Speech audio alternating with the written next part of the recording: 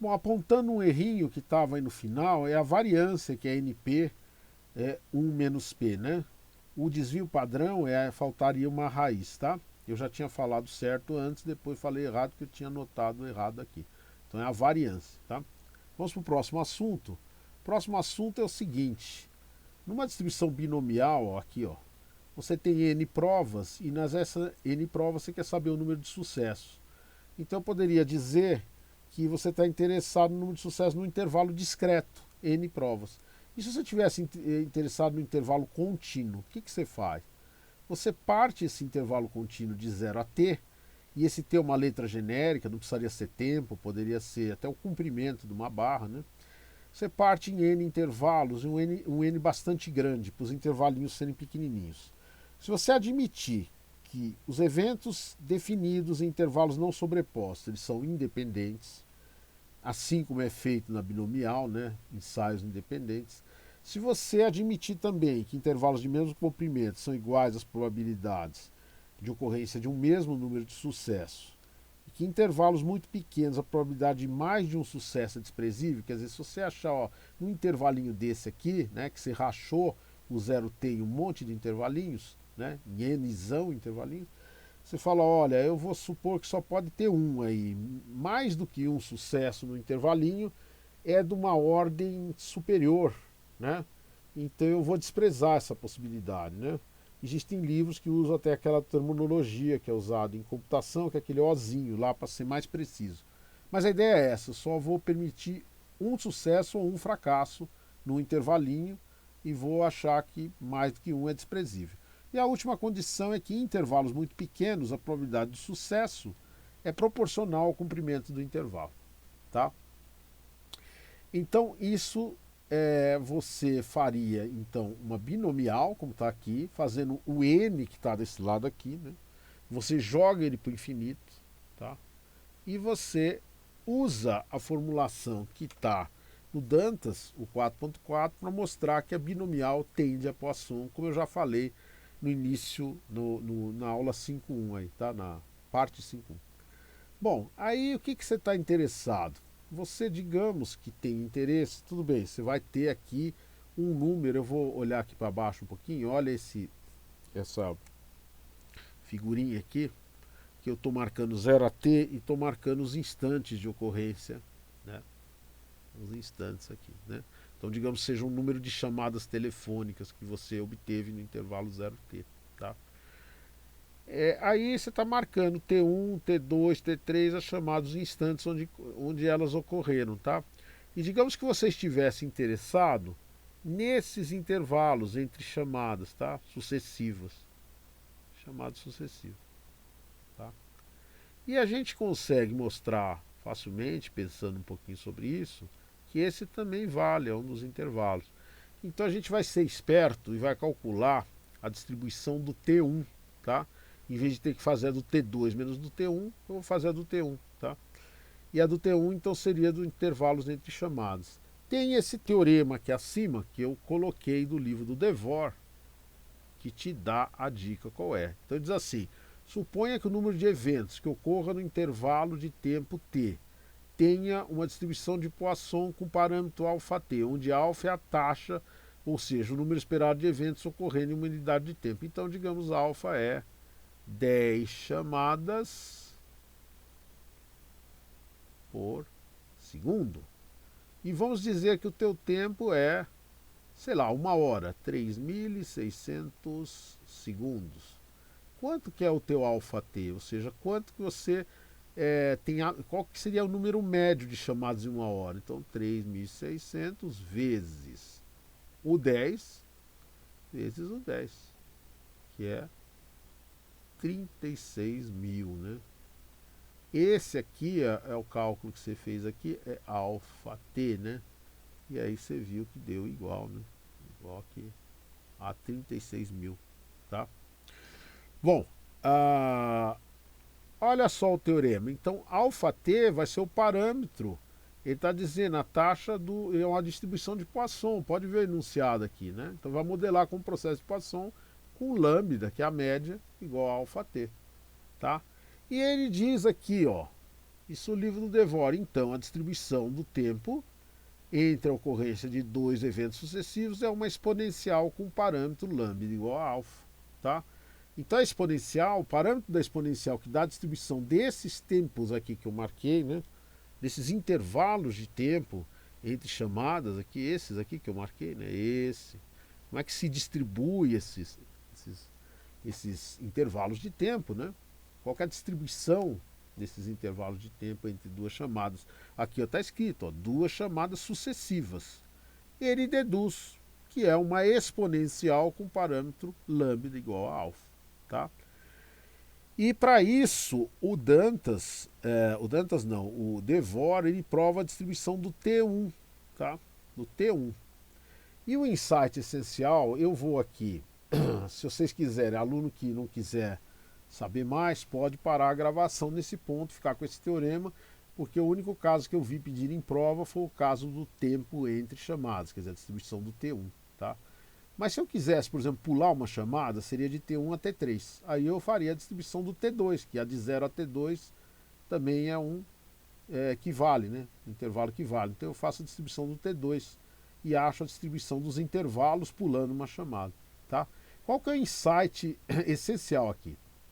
É perceber que T4 ser menor ou igual ao tamanho do intervalo, T, é a mesma coisa que exigir que o número de ocorrências, né, neste intervalo T seja maior ou igual do que esse 4. Tá? Então vou deixar vocês pensarem sobre isso. Ó.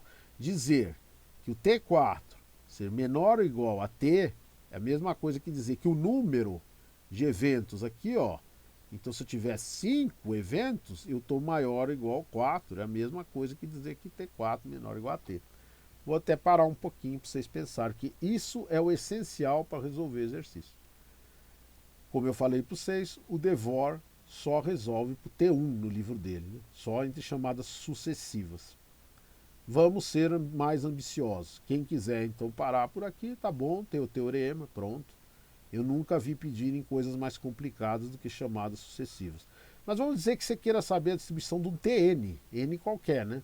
Se eu fizer o T2, é entre chamadas pulando uma. Se eu fizer o T3, é entre chamadas pulando duas, porque é de 0 a T3. Né? Seria T1 a T4 ou T2 a T5, então pulando duas. Né? Então, olha só. Colocando esse insight aqui que eu marquei com esse branco aqui, genericamente, eu tenho P de Tn, com N fixado menor ou igual a T, igual a P de N de T maior ou igual a N. Isso aqui, ó, olhando para o P de Tn menor ou igual a T, é a Fzão da variável Tn, né?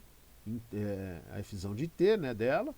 Aqui, como eu vou somar, eu vou fazer maior ou igual a Tn, eu somo de N até infinito, o N de T igual a J. E como eu sei que esse N, como é o número de eventos, eu estou admitindo Poisson, eu vou usar a distribuição de Poisson com o parâmetro αt, que foi o que eu falei aqui, ó, o que foi falado assim do processo de Poisson. Você está calculando no intervalo 0t, então você vai usar αt como lambda, ó, aqui, tá? Aqui eu estou usando então como lambda o αt, ó, então vai no lugar do lambda da Poisson, vai o αt. E eu faço essa soma. Aqui que eu vou fazer na próxima linha aqui, ó, tá? Nessa linha aqui. O que eu estou fazendo aqui?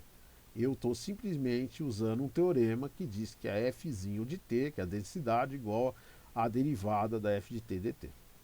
E aí eu deixo vocês fazerem a álgebra, que é o produto, vai ser UV', que é igual U' V mais UV', dá a diferença dessas duas somatórias. Você coloca o alfa e a menos t em comum, né, igual eu fiz aqui, né? E aí você obtém essa diferença de somatórias. Se você prestar atenção, né, depois vocês olham aqui com calma, passa a dedução, tá? Pode olhar com calma, para o vídeo e fica olhando. Mas assim, note que essa primeira somatória aqui do Colchetes, né, ela tem um termo só a mais do que a outra. Porque uma vai de n-1 fatorial e a outra vai de n fatorial. E o expoente aqui fica n-1 e aqui fica n. Então só sobra o primeiro termo dessa primeira somatória na hora que você faz a diferença, que é o que está circulado. Tá? E aí colocando agrupando alfa n-1 com alfa, eu tenho essa expressão do lado direito, tá? Aqui é n menos 1 fatorial, que eu estou falando também que é a função gama de n. Então o próximo passo agora é a gente ver que distribuição é essa, tá? E vocês vão ver que é a distribuição gama, isso aqui é a própria distribuição gama. Quem tiver memória ou quiser anotar num papel agora, ó, alfa n, t a n menos 1, e a menos alfa t, sobre n menos 1 fatorial, né? Que eu também vou dizer para vocês que é a gama de n, tá? Então, que distribuição de quê? Vamos voltar. É a densidade, né, de probabilidade, né, ou distribuição de probabilidade, a Fzinho, estou falando da Fzinho, da distribuição dos tempos, né, TNs, tá? Então, é essa aqui que é a densidade dela, né? É isso. E vocês vão ver que, você fala, ah, mas e a exponencial lá? Vocês vão ver que quando n é igual a 1, tá? Quando n é igual a 1, vocês podem notar aqui, ó, vamos fazer n igual a 1 aqui só para ver, tá? O que vai ser o n menos 1 fatorial aqui embaixo, né, do denominador? Vai ser 0. O que vai ser t a n menos 1? Vai ser 1, né? Falei 0 não, vai ser 0 fatorial, então é dá 1, né? E aqui também t a 0 dá 1. Então isso aqui dá um alfa a 0, ou seja, alfa 0 não, alfa a 1, dá um alfa a 1, t a 0, que é 1, e a menos alfa t sobre 0 fatorial, ou seja, dá alfa e a menos alfa t, no caso n igual a 1, né? Para n igual a 1, você tem então, né? Você tem aqui, tem alfa e a menos alfa t. O que é isso aqui? Isso é a própria distribuição exponencial. Então nós chegamos nesse resultado do livro do Devor aqui nessa proposição. Só que nós fizemos mais do que o Devor, nós provamos para qualquer T1, T2, ele só fez para o T1, só fez entre chamadas sucessivas. Vamos ver então o que é essa distribuição gama, que é isso que eu achei aqui, é uma distribuição conhecida, tá? Então vamos lá. Então, aqui. Primeiro eu tenho que falar da função gama. Função gama, essa função gama de alfa, definida para alfa maior que zero, que é dada por essa integral, que é uma função de alfa. Na hora que você colocou um alfa, virou um número. Tem essas propriedades, para qualquer alfa maior que 1, gama de alfa é alfa menos 1, vezes gama de alfa menos 1, né? Você prova via integração por partes. Para qualquer inteiro positivo, gama de n igual a n menos 1 fatorial. Então a gente até diz que a função gama generaliza a função fatorial, né? Para caso de números reais, né, maiores que zero, você pode até pensar assim, né? Ela coincide com o fatorial, né? Gama de 4 é 3 fatorial, tá? E gama de meio é raiz de π. Então isso aqui também estava no Devor, é importante. O que é a distribuição gama? Né? Que está no livro do Dantas também. A gente não tem dado, mas está lá, a distribuição gama está lá. Não está aquele resultado que eu falei, dos tempos, né?